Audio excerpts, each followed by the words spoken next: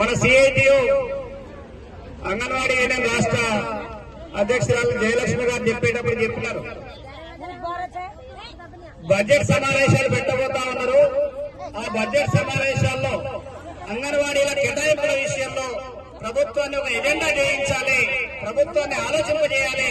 అందుకోసమే 19వ తారీఖు కంటే ముందే 2 రోజులు మనం గట్టిగా వాళ్ళకి మండబెట్టాలని చెప్పి రాష్ట్ర కమిటీ పిలిపించింది. మరి రాష్ట్ర బడ్జెట్ అంగన్వాడీలకు సంబంధం ఉన్నదా లేదా? ఉన్నదా? ఉన్నది. కేంద్ర బడ్జెట్ పెట్టిరా? కేంద్ర బడ్జెట్ లో మనకు ఎంత నిధులు కేటాయించారో ఒకసారి మీరు ఆలోచన చేయాలి. మన పథకం కేంద్రం పరిధిలోనే ఉన్నది కదా. ఐసిడిఎస్ వ్యవస్థ రాష్ట్రం ఏర్పాటు చేసిందా, కేంద్రం ఏర్పాటు చేసిందా? కేంద్రం ఏర్పాటు చేసింది. మరి ఆ కేంద్ర గవర్నమెంట్ బడ్జెట్ పెట్టేటప్పుడు మనకు కావాల్సిన నిధులు కేటాయించాల్సిన బాధ్యత మోడీ పైన ఉన్నదా లేదా?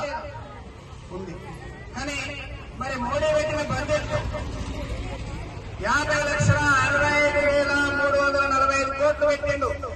50 లక్షల కోట్ల బడ్జెట్, 50,65,345 లక్షల కోట్ల బడ్జెట్ పెడితే 50 లక్షల కోట్లలో మనకేం కేటాయించిండు?